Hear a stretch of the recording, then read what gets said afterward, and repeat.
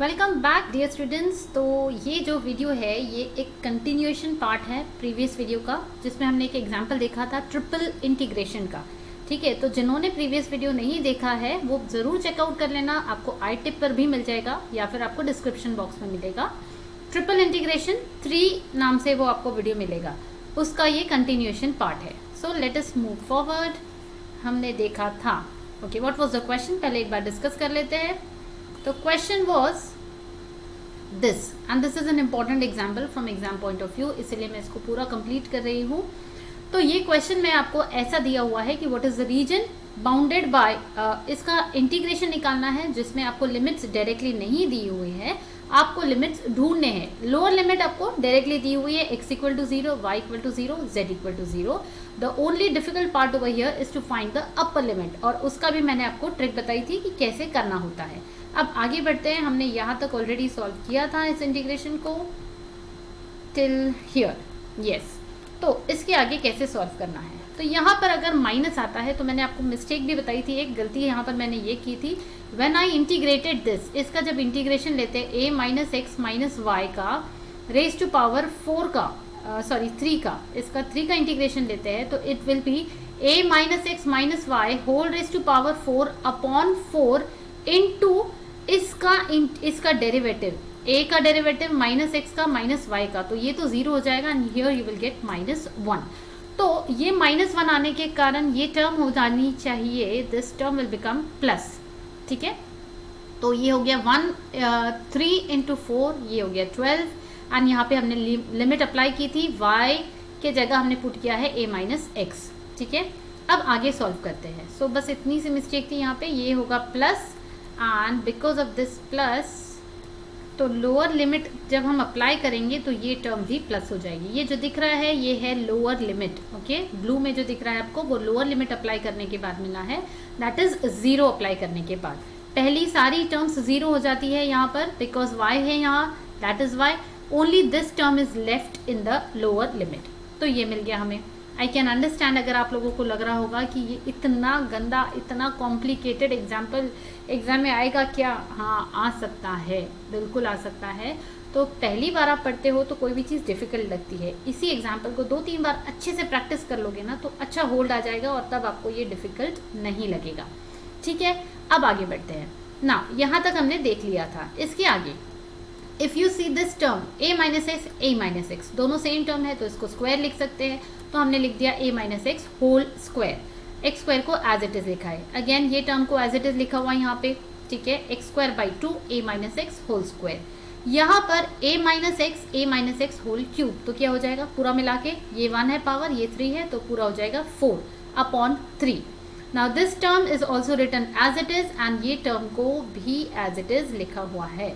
नहीं, ये as it is नहीं है। अच्छा, ये टर्म का क्या होगा, देखो 1/12 ये है a माइनस एक्स और ये है माइनस a माइनस एक्स, मतलब ये पूरी की पूरी टर्म 0 हो जाएगी। दिस टर्म विल बिकम 0, वानिश हो जाएगी। तो ये टर्म कहाँ से आई, ये है ये वाली term, that is 1/12 a minus x whole raise to 4। अब ये अपर लिमिट लोअर लिमिट पूरा मिला करके जो हमें बचा हुआ है, यहाँ बचेगा dx, तो ये टर्म हमें मिल रही है। Now we have to solve this and this is the last integration. ना अभी भी इंटीग्रेशन सॉल्व करने के पहले हम एक चीज़ और कर सकते हैं, जैसे मैं हर बार आपको बोलती हूँ कि इंटीग्रेशन अप्लाई करने के पहले, इंटीग्रेशन लगाने से पहले आप ये जो टर्म्स है इनको जितना सिंप्लीफाई कर सकते हो उतना आपको सिंप्लीफाई करना है, उसके बाद ही आप इंटीग्रेशन लगाओगे, अदरवाइज इंटीग्रेशन आपको बहुत डिफिकल्ट लगेगा। देखो यहाँ पर दिखने के लिए बहुत सारी टर्म्स है, लेकिन अगर आप इसको सिंप्लीफाई करोगे तो ये टर्म्स बहुत रिड्यूस हो जाएगी। कैसे, देखते हैं। Now what about this term and this term, यहाँ पे पूरा कॉमन दिख रहा है आपको, एक्स स्क्वायर है a minus x whole square, यहाँ भी एक्स स्क्वायर है a minus x whole square है। तो इंटीग्रेशन सॉल्व करने से पहले मैं आपको यहाँ रफ में दिखाती हूँ कि अगर इसको आपने कॉमन निकाल लिया a minus x whole square, तो क्या बचेगा ब्रैकेट में, यहाँ 1 बचेगा, यहाँ 1 माइनस 2 बचेगा। So 1 minus 1/2 will give you 1/2, तो ये टर्म पूरी हो जाएगी 1/2 into x square into a minus x whole square, मतलब ये दो टर्म को मिलाकर आपको सिर्फ एक टर्म मिल रही है जो रिड्यूस हो जाती है। नेक्स्ट ये तीनों टर्म्स को भी हम कंबाइन कर सकते हैं। देखो इसमें भी a minus x whole raise to 4 है, a minus x whole raise to 4, a minus x whole raise to 4।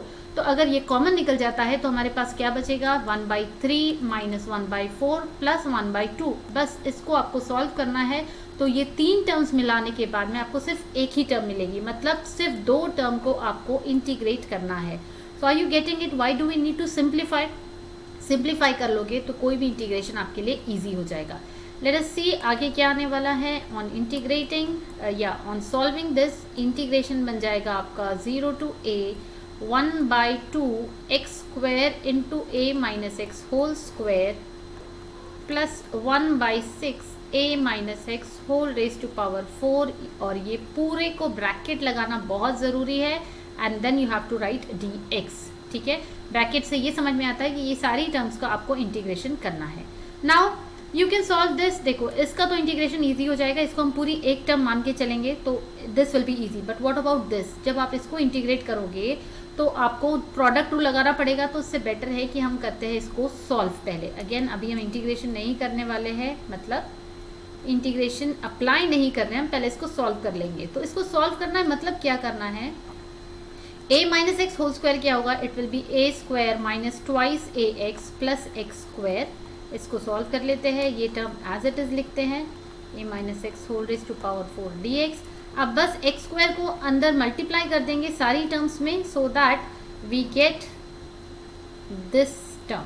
तो सॉल्व करने के बाद मैंने क्या किया है, बस उसको एक्स स्क्वायर जो था बाहर की टर्म उसको अंदर मल्टीप्लाई किया है, and I am getting this. अब we are prepared to do the integration. इससे ज़्यादा हम सिंप्लीफाई नहीं कर सकते, तो अब डायरेक्टली इंटीग्रेशन करेंगे। सो 1/2, यहाँ a स्क्वायर कॉन्स्टेंट है, कॉन्स्टेंट कभी भी पहले लिख लेते हैं।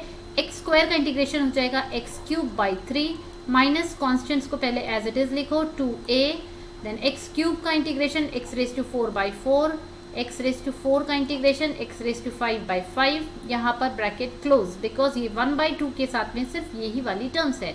देन नेक्स्ट टर्म आती है 1/6 को एज इट इज लिखेंगे। अब इसका इंटीग्रेशन ध्यान से देखना, प्रीवियस इसमें जो गलती की थी वो भी नहीं करनी है। a minus x whole raise to 4 का इंटीग्रेशन क्या होगा, a minus x whole raise to 5 upon 5 into derivative of ये पूरा। इसके अंदर जो टर्म दिख रही है उसका डेरिवेटिव क्या होगा, a का डेरिवेटिव 0 और माइनस एक्स का डेरिवेटिव -1, राइट। तो ये माइनस साइन भूलनी नहीं है। अब यहाँ पर हम एक बड़ा सा ब्रैकेट डालते हैं so that we can apply the limits. तो लिमिट्स होगी 0 से a तक। ठीक है, पहले लिमिट्स अप्लाई करने के पहले हम इसको और सिंप्लीफाई कर सकते हैं। 1/2 को अंदर ले लेते हैं, so here we will get a² x³ upon 6 minus 2a, 2 cancel हो जाएगा यहाँ पर। ये 2 जब अंदर मल्टीप्लाई होगा you will only get a/4, constant कभी भी अलग लिखना है, x⁴ प्लस 1/10। ये 2 को यहाँ मल्टीप्लाई किया तो 10 मिल गया, x⁵, एंड ये हो जाएगा minus 6 5 30, 1/30 a minus x whole raise to 5, and 0 से a हमें लिमिट्स लगानी है।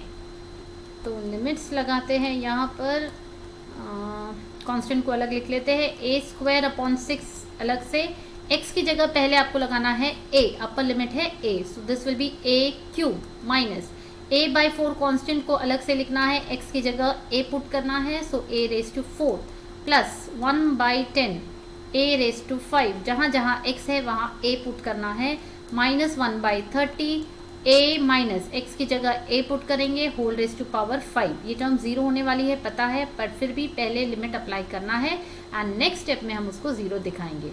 Then minus the lower limit, ये सिर्फ अपर लिमिट हुई। अब अगेन वो गलती नहीं करना है जो पहले भी बताई थी मैंने कि लोअर लिमिट आप देखोगे कि यहाँ पर x की जगह 0 डालोगे तो 0 आएगा, ये भी 0, ये भी 0 है।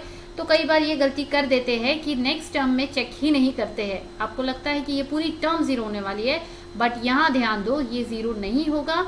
हम ये तो 0 हो गया, लास्ट स्टेप में क्या मिलने वाला है, -1/30 a minus 0 whole raise to power 5। x की जगह 0 ज़रूर आएगा, बट a तो टर्म है तो इट विल नॉट वैनिश, तो ये आ गया। तो ultimately this last term will become +1/30 a raise to 5, ठीक है, एंड ये टर्म तो पूरी 0 हो जाएगी, दिस विल वैनिश, ठीक है। बचेगा यहाँ पर क्या हमारे पास, this will be a raise to power 5 आ जाएगा, ये a 2 और 3 अपॉन 6 माइनस ये भी a raise to power 5 upon 4, ये भी a raise to power 5 upon 10 and इस टर्म को यहाँ लिख लेती हूँ मैं 1/30 a रेज टू पावर 5। तो यहाँ से ये चली गई, इसको मैंने यहाँ लिखा हुआ है।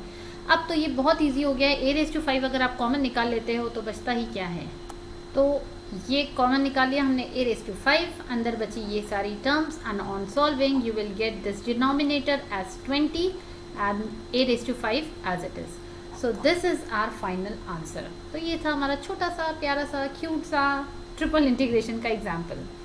कोई भी एंगल से छोटा सा नहीं था, प्यारा सा भी नहीं था, बट क्योंकि ये यूनिवर्सिटी एग्ज़ाम में पूछा जा सकता है तो आपको इसको स्किप नहीं करना है, प्रैक्टिस ज़रूर करनी है। जब 2-3 बार प्रैक्टिस कर लोगे ना तो शायद थोड़ा इजी लग जाए, शायद नहीं लगेगा, इजी लगेगा।